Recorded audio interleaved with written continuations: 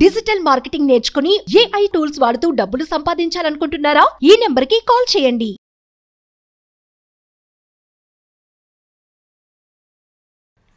నమస్కారం శంకరి గారు. నమస్తే. సో బేసిక్గా మీరు ప్రీవియస్ ఎపిసోడ్లో చెప్పడం జరిగింది 4 AM లేవాలి అండ్ మనం ఏదైతే అనుకుంటున్నామో దాని మీద కాన్సన్ట్రేషన్ ఫోకస్ కనుక మనకు ఉంటే మనం అచీవ్ చేయొచ్చు అన్నారు. దానికి ముఖ్యంగా మెడిటేషన్ అనేది బాగా ఉపయోగపడుతుంది అని చెప్పడం జరిగింది. అలా మెడిటేషన్ కాకుండా ఇంకే వాటితో అయినా కూడా లైక్ వాటిని యూజ్ చేసుకొని మనకున్న విష్ కావచ్చు, డిజైర్ కావచ్చు ఫుల్ఫిల్ చేసుకునే అవకాశం ఉందంటారా? మనము 4 AMకి లేచి మెడిటేషనే చేయండి, యోగా చేయండి, చాలా బాగుంటుంది అని చెప్పేవాళ్ళు చాలామంది ఉంటారు. కొంతమంది ఏమంటారంటే ఇవన్నీ చేయడానికి మాకు టైం సరిపోదు.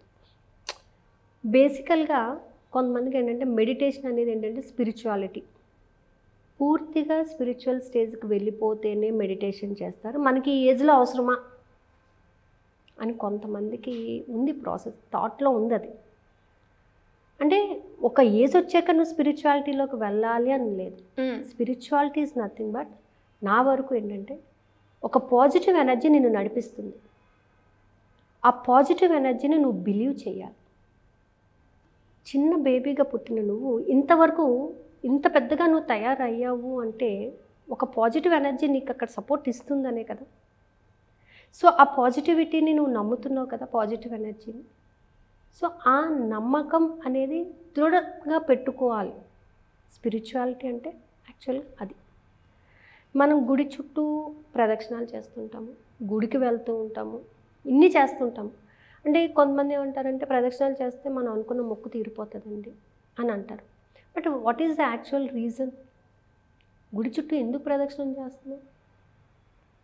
దేనికోసం చేస్తున్నాం? చాలామంది మొక్కుతూ ఉంటారు, నేను 108 ప్రదక్షిణాలు చేస్తాను, నేను ఈ కోరిక నెరవేరిపోతే ఇలా చేస్తాను అని చెప్పేసి అంటాం.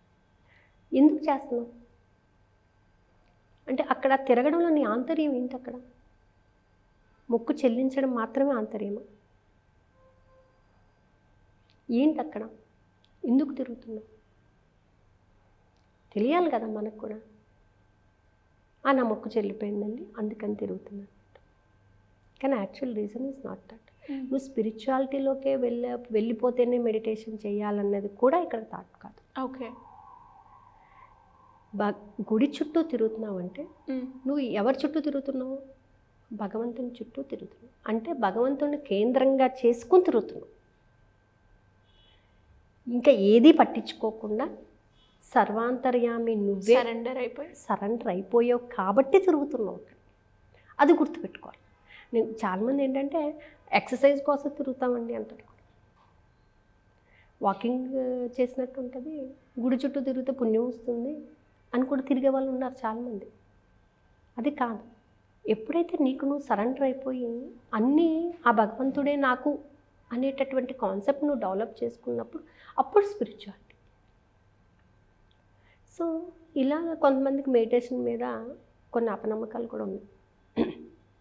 ఒక ఏజ్ వస్తే చేయొచ్చులేండి, ఇప్పటి నుంచి మేము ఎందుకు చేయాలి అని అంటారు. కానీ ఎవరైనా చేయొచ్చు కదా మేడం.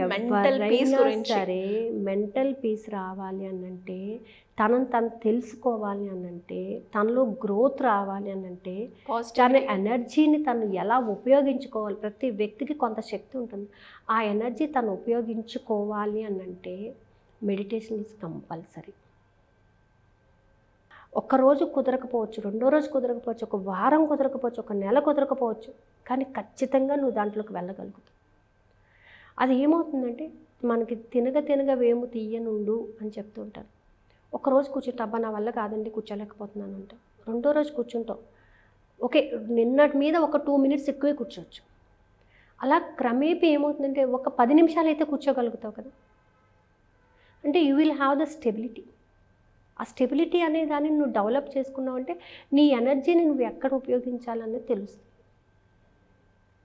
అందుకే చాలామంది ఏంటంటే మెడిటేషన్ని ఎక్కువగా ప్రిఫర్ చేయగలిగేది ఎందుకనంటే నువ్వు నీ థాట్స్ మీద నీకు ఒక స్టెబిలిటీ రావాలి.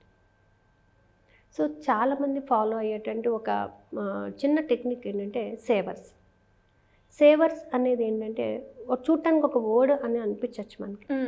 So S for silence. Okay నేను మెడిటేషన్ చేయనండి అని మీరు అనుకున్నప్పుడు you go for this. S for savers. ఏంటి? సైలెన్స్గా కూర్చోండి. S for silence. సేవర్స్లో first word S for silence. ప్రశాంతంగా కూర్చోండి. ఎవరిని ఏమనద్దు, ఏది ఆలోచించద్దు, దేని గురించి భయపడద్దు, దేని గురించి కూడా చింత దిగులు ఏమీ వద్దు, వదిలేసి జస్ట్ ప్రశాంతంగా. అలా నేను కూర్చోలేకపోతున్నాను అంటే ప్రకృతిని చూస్తూ కూర్చో. ప్రకృతి మనకి ఎన్నో నేర్పిస్తుంది. మార్నింగ్ టైం ఎంతో ప్రశాంతంగా ఉంటుంది. ఎందుకు కామ్గా ఉంటుంది? ఎన్నో అద్భుతాలు చేస్తుంది వెనకాల. అలాగే నువ్వు సైలెంట్గా ఆ ప్రకృతిని చూస్తూ కూర్చో. A for affirmations. చాంట్ చేసుకో, ఎఫర్మేషన్స్ చెప్తూ ఉండు. ఈ ఎఫర్మేషన్స్ చెప్పేటప్పుడు నీలో కలిగేటటువంటి భావాలను గమనించు. నువ్వు ఎటువంటి భావాలను నువ్వు కలిగి ఉన్నావు, ఎటువంటి భావాలను నువ్వు ఇంకా కలగాలి, ఏ విధంగా నువ్వు తలుచుకుంటున్నావు, దానిని ఏ విధంగా వర్క్ చేయాలనుకుంటున్నావు. Okay. Next V for visualisation. నీకు ఏది కావాలో దానిని మాత్రమే ఊహించు.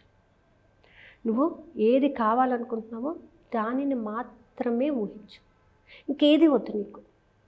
నేను చేసేదానికి ఎవరన్నా అడ్డొస్తారా, నేను చేసేది జరుగుతుందా, నేను చేసేది నేను నమ్మచ్చా, ఇవన్నీ ఏమొద్దు. నీకేం కావాలో దానిని మాత్రమే ఊహించుకోవడం మొదలుపెట్టు.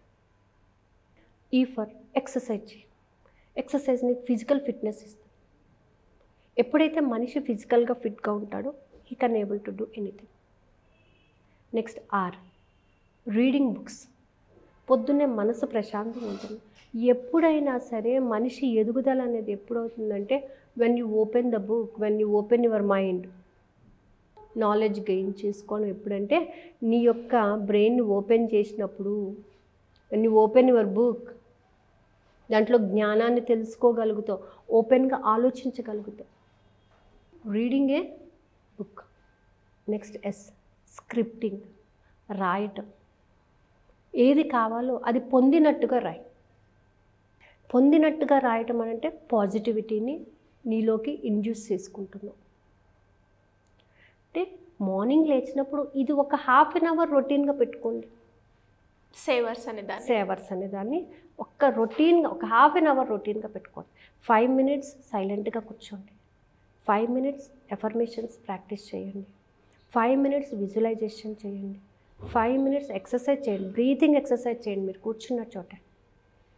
5 minutes ఒక మంచి పుస్తకాన్ని చదవండి. బుక్ రీడింగ్ అనేది ఏంటంటే నీలో జ్ఞానాన్ని పెంచాలి. ఎప్పుడైతే నువ్వు బుక్ ఓపెన్ చేస్తావు, నువ్వు 2 sentences చదువు, 3 sentences చదువు, అది నీలోని ఎంతో కొంత జ్ఞానాన్ని నాటాలి. Next S for scripting. ఒక 5 minutes స్క్రిప్ట్ చేయి. దీనిని ఇచ్చినందుకు కృతజ్ఞత, పొందినందుకు కృతజ్ఞత. సో ఈ విధంగా ఎప్పుడైతే నీ రొటీన్ స్టార్ట్ చేస్తావో లైఫ్ చాలా హ్యాపీగా ఉంటుంది. ఓకే. మనం అంటే మన డైలీ రొటీన్ని మనం ఎంతో కొంత మార్చుకోవాలి. ఖచ్చితంగా మార్పు మంచిది. మార్పు మొదలైంది, ఆల్రెడీ మొదలు పెట్టాము అంటే ఇక్కడ ఎమోషన్ అనేది కూడా మనలో ఒక మార్పులో ఒక భాగం అవ్వాలి. ఎప్పుడు నువ్వు ఒకే దారిలో ఆలోచిస్తే కదా. Change the direction of your emotions. ఎప్పుడు నేను అలాగే యారిగెంట్గానే అవుతానండి, నా ఎమోషన్ ఇలాగే ఉంటుందండి, ఒక్కసారి నీ ఎమోషన్ చేంజ్ చేసి చూడండి direction. Will have a fruitful life. ఎప్పుడు వెళ్ళే రొటీన్ కన్నా డిఫరెంట్గా వెళ్తే అక్కడ కొంత ప్లెజర్ అనిపించవచ్చు మనకి, దాన్ని చూసే విధానం కానీ దాన్ని చేసే కానీ.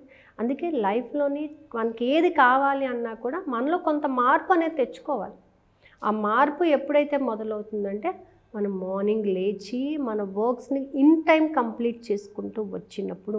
పొద్దున్న లేచామండి ఆ తర్వాత ఏం చేయాలని పొద్దున్న లేచి ఒక అరగంట నీ కోసం నువ్వు పెట్టుకో. నీ మనసు ప్రశాంతత కోసం పెట్టుకో, నువ్వు ఎదుగుదల కోసం పెట్టుకో. అప్పుడు నీలో వచ్చే మార్పులు నువ్వు గమనించవచ్చు.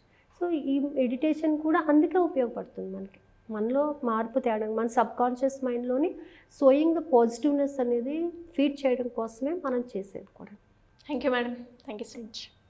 సుమన్ టీవీలో మీ పర్సనల్ అండ్ బిజినెస్ ప్రమోషన్స్ కోసం కింది నెంబర్కి కాంటాక్ట్ చేయండి.